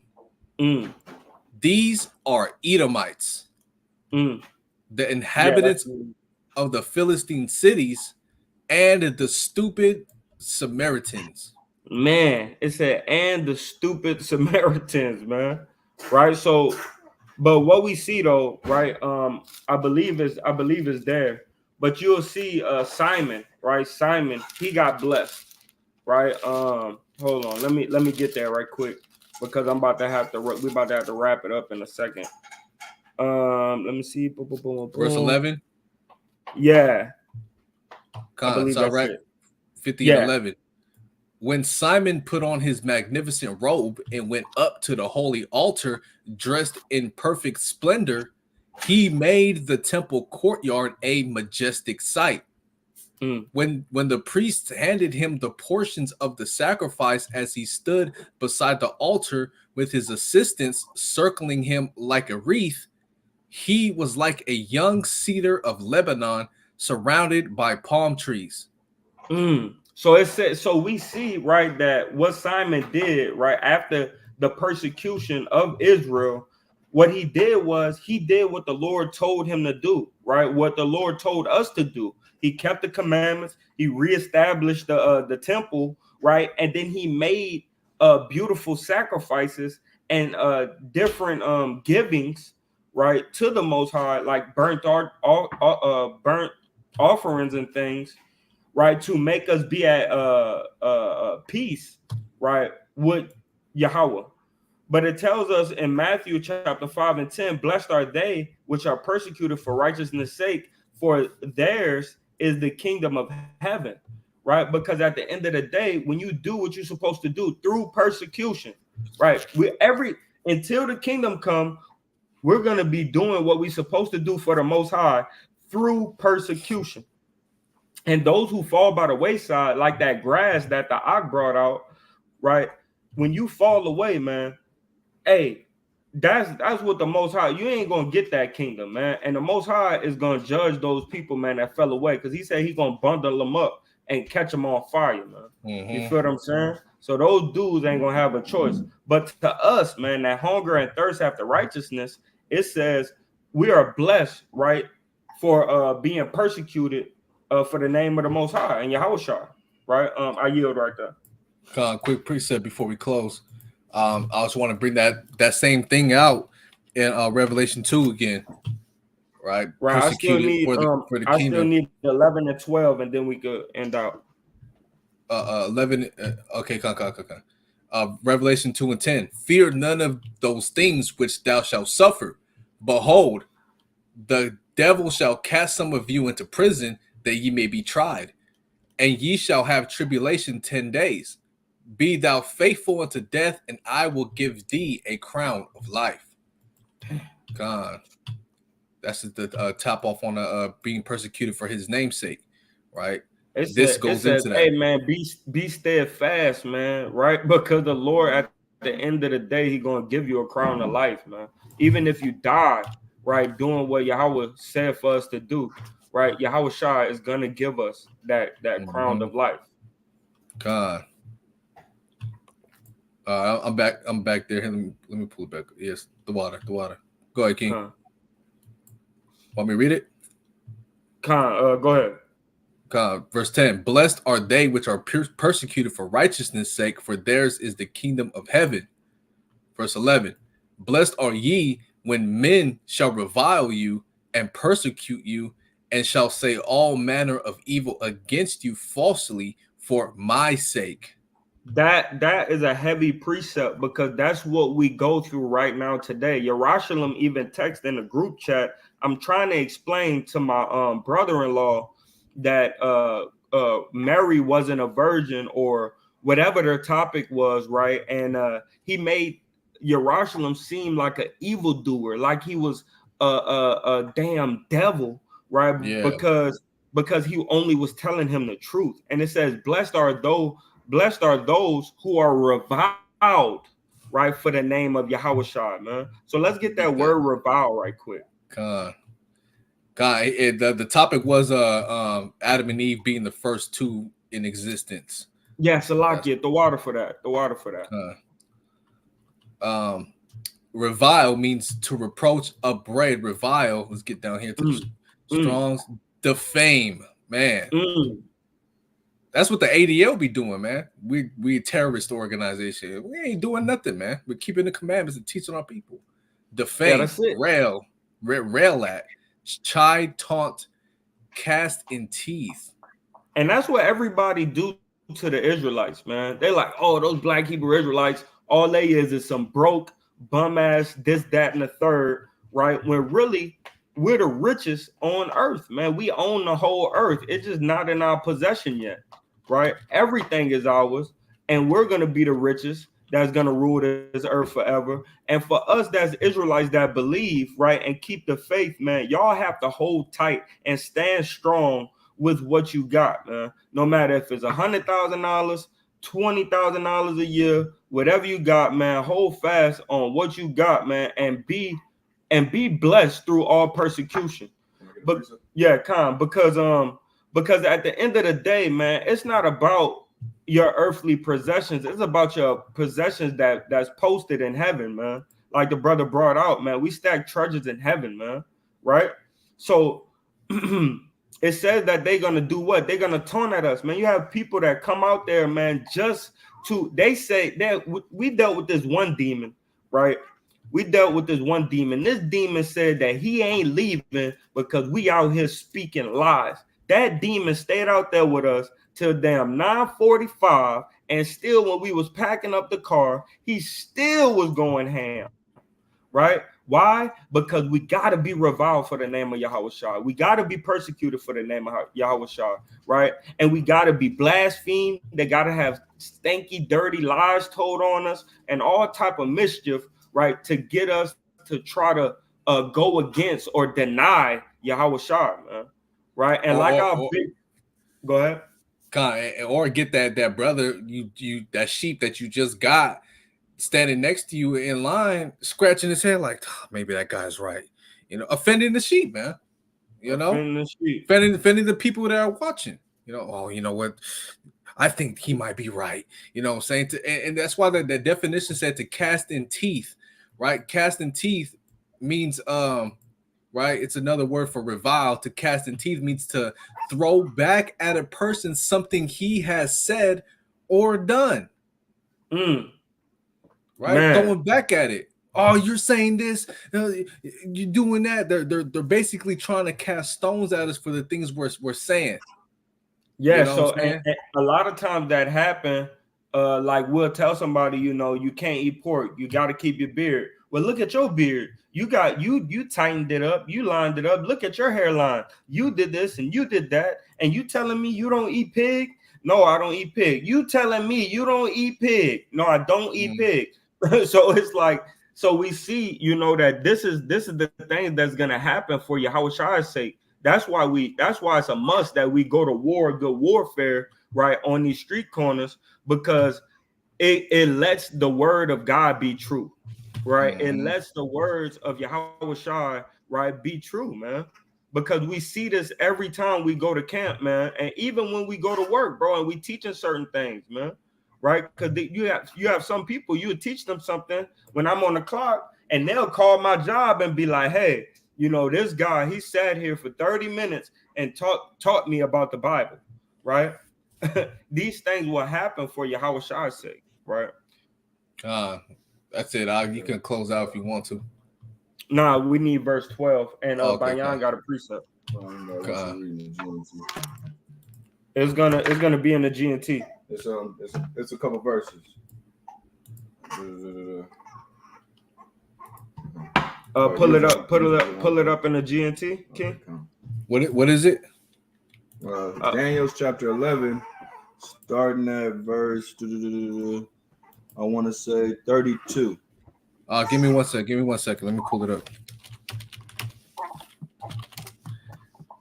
Dealing with this is all dealing with brothers stand strong for the Most High God, and the reason why we need to stay strong for the Most High God, man. The Most High God has a plan for his nation. One thing that I do want to say is that Yahweh Shai, he went through hell for all of Israel, not just for the 1/3, but for all of Israel, man, so we could be preserved, so we can get the kingdom, and a lot of Israel did him wrong, but he still stood strong, you know what I'm saying, for his God and for the love that he had for Yahweh, and for his people. So this is what this is dealing with. But go ahead, if you can get it. Yeah, 11 and 32, right? Yeah, start at 32. This is Daniel chapter 11 and verse 32 in the G&T. It reads, by deceit, the king will win the support of those who have already abandoned their religion. It said by deceit, the king is going to win over those that abandon their religion. You can't fold in this truth. You got to stand bold on your 2 feet and 10 toes, man, for the Most High God, so that he could purify you and make you that pure gold, man. But a lot of the 2/3 and a lot of Israelites ain't going to stand bold. They're going to be deceived by what this world has to offer them, by what Esau has to offer them. And it said right here, this is a prophecy. Daniel is saying many people is going to be deceived that forsake their religion. All those that want to get lukewarm and go back out into the world or don't want to follow the Most High God, they're going to be deceived like P. Diddy, man. Go ahead. God. It says, but those who follow Yahweh will fight back. But those who follow the Most High God is going to fight back. Going back to that precept where it says, who's going to stand up for me against the workers of iniquity?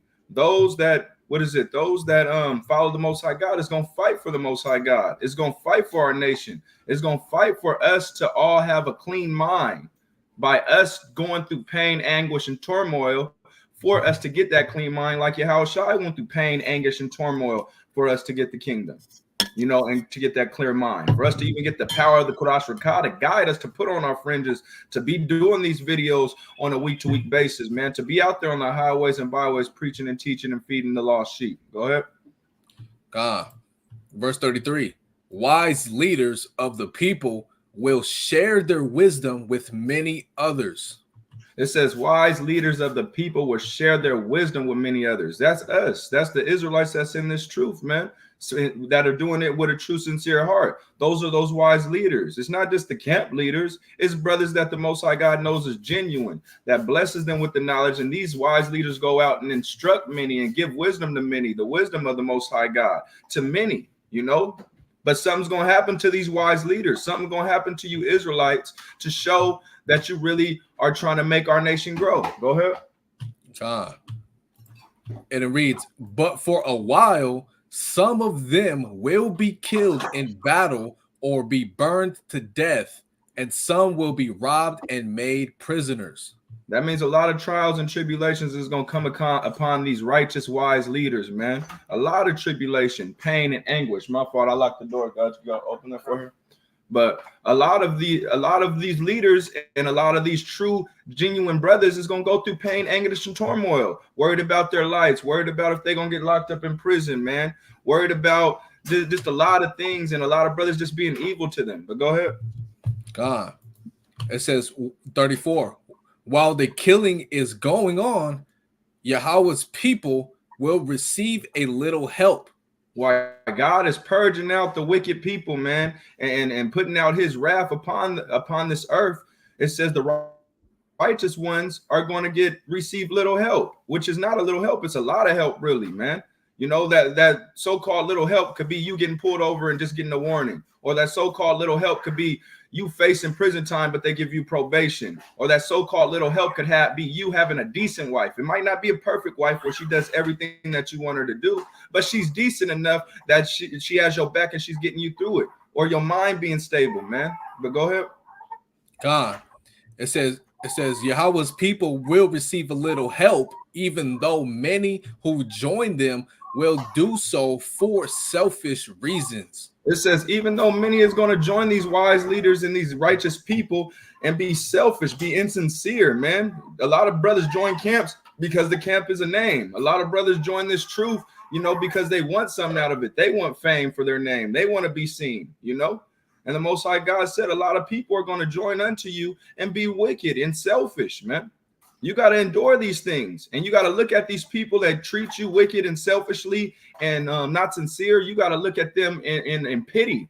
You know what I'm saying? Like, God dang, our brothers and sisters really have a mental issue, really have evil spirits on them. Just like Yahushua looked at all the people of Israel. Our people really are sick and need healing. I'll be willing to go through that pain, anguish, and turmoil, you know what I'm saying, to show that, God, I really want our nation to be healed from this evil, destructive mindset that they have.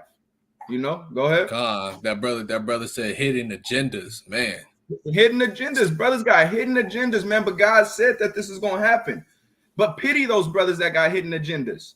You know what I'm saying? Pity them because they're sick in the mind. They got evil spirits on them that is taunting them and guiding them to do these things. And the only way we can get all the evil spirits off of the nation of Israel is to be obedient to the Most High God and follow the Most High God, so he could write it in our minds to where evil spirits don't have no power over us no more. God, that's right. Reading on. 35. Some of those wise leaders will be killed, but as a result of let me get this down. It says some of those wise leaders will be killed, but as a result of this, the people will be purified. See, some of us might have to be martyrs and die in this place like Yahushua, but through us going through this pain, agony, and turmoil, the people are going to be purified. We're going to get the new covenant. We're going to get the Holy Land. We're not going to have to worry about broken families and broken homes and everybody having evil agendas towards one another, etc. We're not going to have to worry about these things. So be that martyr for the Most High God. Be that martyr for your people. Stand strong, man, and go through these things. You know what I'm saying? With your 2 feet and 10 toes down for your crown, man. And for the one that's going to lay down all the crowns, which is Yahushua. Go ahead. God, mighty. And it reads, it says, this will continue until the end comes, the time that Yahweh has set. See, this is gonna happen. It has to happen, man. And thank God that you get to go through the tribulation now, rather than going through the death blow that God's gonna give when He puts out the 7 vials on the earth, man. The 7 plagues. You know what I'm saying, on Babylon, man. You're gonna be able to escape those things as long as you stay down for your crown, man. Stay down for the Most High God. Stay down for your people, because it's for appointed time for us to all get right. You know, pity one another instead of looking down on each other. But that's where I ended off at, God. I appreciate you for letting me speak. And on another point on that, Bayan, that you brought out, or that the scriptures is bringing out, you don't want to come out as that dross. You don't want to come out as that filth when you're trying to purify the metals that's all inside this rock, man. You want to get the pureness out of that rock and come out as fine gold and not that dross. You don't want to be the junk to just throw away. You want to be that value. You want to be valuable in the sight of the Most High and become that fine gold, even though we're tried by the fire. That's the purification. And some people do have hidden agendas. You know, they want to come in for their own selfish reasons and not for the main goal. They want to just run in the track meet just to get praised by fans, but they don't want to really make the finish line, man.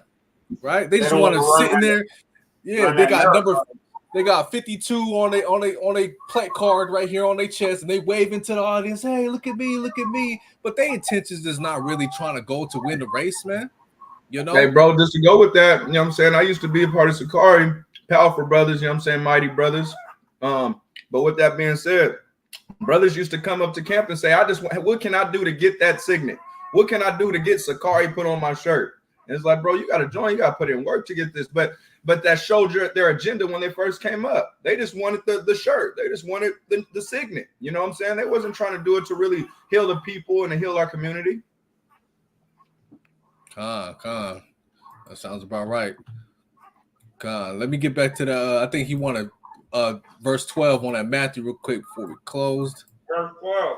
Yeah, verse 12. Matthew chapter 5 and verse 12 reads, it says, rejoice and be exceeding glad.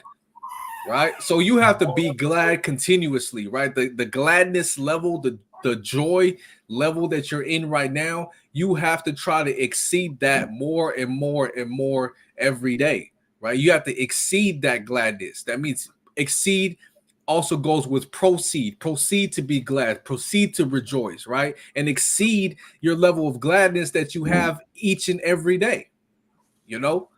And it reads, for great is your reward in heaven, right? We're not looking for rewards on the earth. We're not looking to be established for doing these things that the Most High is telling us, through his son Yahweh Shai is telling us, for rewards that are in heaven. We're aiming for that goal. We're not just waving to the fans, look at me, I'm in the race. We're trying to make it out the race. I'm the dude in the back, you know, number 98, not number 24 or them in the front. I'm in the back, but I'm steady on here trying to win the race, you know.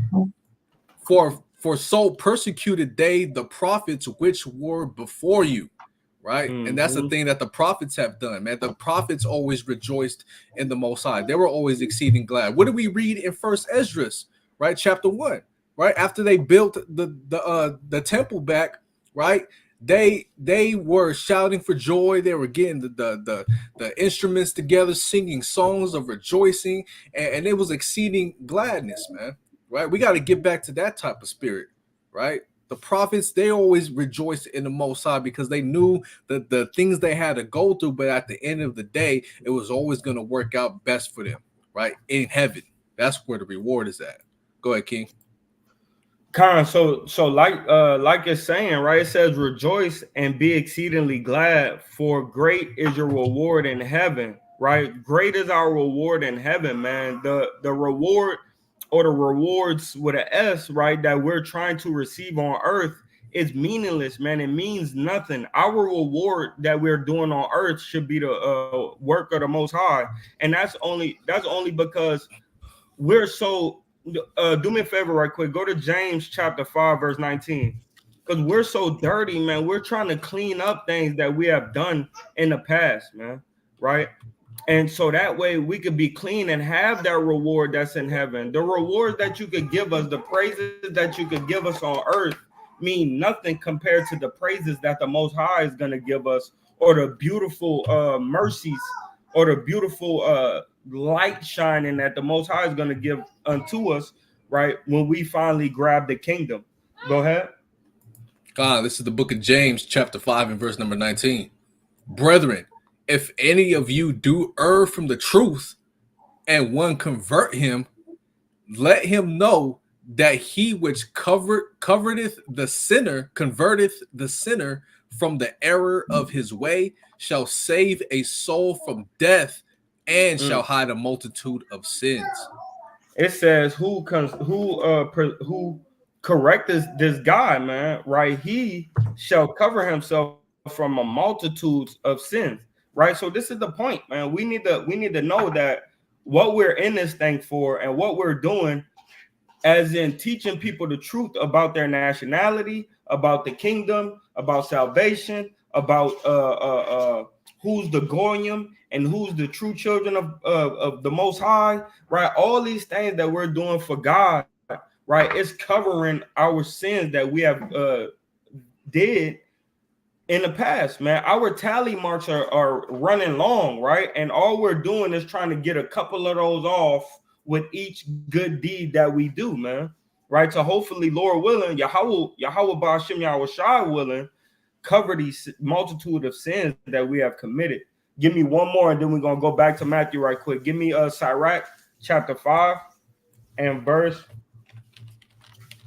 number 2. Yeah. God. This is the book of Sirach, chapter 5, and verse number 2. It says, follow not thine own mind and thy strength to walk in the ways of thy heart. Go ahead. And say not, who shall control me for my works? For Yahweh will surely revenge thy pride. So Yahweh is going to revenge your pride because you think that you don't have to say Salakia to the Most High, and you don't think that you need to actually forsake those sins that you're committing. But in all actuality, right, you need to be meek, because it says blessed are they that it says blessed are the meek, for they shall inherit the earth, right? So the meek is going to be able to truly rule the earth, because everybody is going to be ruled in meekness and not rash or raging, right? So we need to get these sins off of us, and also we need to control ourselves so that way we're not committing sins as well, because we're trying to have a clean slate, man, right? We need to be those offerings that's without blemish. Go ahead. Verse 4. Say not, I have sinned, and what harm happened unto me? For Yahweh is long suffering, he will in no wise let thee go. So for the sins that we committed beforehand, right, the Lord look at them and he wink at them, right, but they still there, man. And if you think that you won't be judged, or that won't be brought up to judgment, like when you go in front of the court, right, and we could go back to Matthew right quick. When you go into a courtroom, right, you have a lawyer that's protecting you, and then you have a lawyer that's going against you, right? And your lawyer that's protecting you will say something of the sort. It will say, yes, my client, right, he was in the car with the shooter, right? But he takes care of his daughter. He has 3 children that his grandmother's taking care of and bringing to school, but he pays for them to go to school, and he goes on the weekend and pick them up, and then he goes over here and grabs them food, and then she'll have a long list. He works 2 jobs. He hasn't been in trouble in the last 15 years, right? So this the type of report we want, with our report that says, okay, he was indulged, right, in selling dope to his family, right?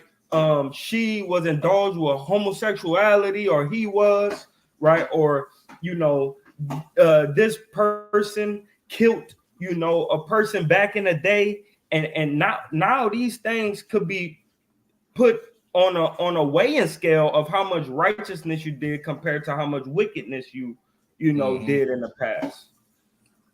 And another point on the point of that, right?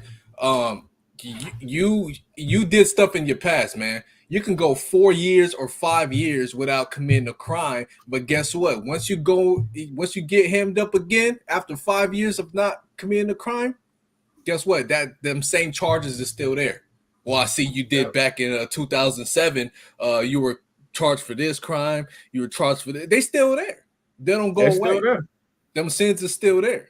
So you wanna have a long rap sheet of good works overweighing your evil works, because you're gonna get judged on both of these matters according to Ecclesiastes chapter 12 and verse number 14. You will be judged on your good works, your bad works, and every secret thing. Right? That's why it says here in verse 5 concerning appropriation, be not without fear to add sin unto sin. Stop adding charges to your case, because it's gonna make it that much harder for your lawyer, which is Yahweh Shai, to fight this case for you. And that's what I was gonna say too. Through the Spirit, the brother goes into Yahweh Shai, man.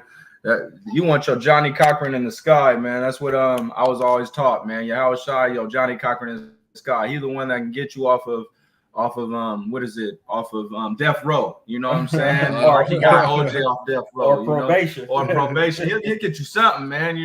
But if you're not sitting there going towards the Most High God, then, like he said, all those sins is going to be brought up. And we're all worthy of death. We're all worthy of death row.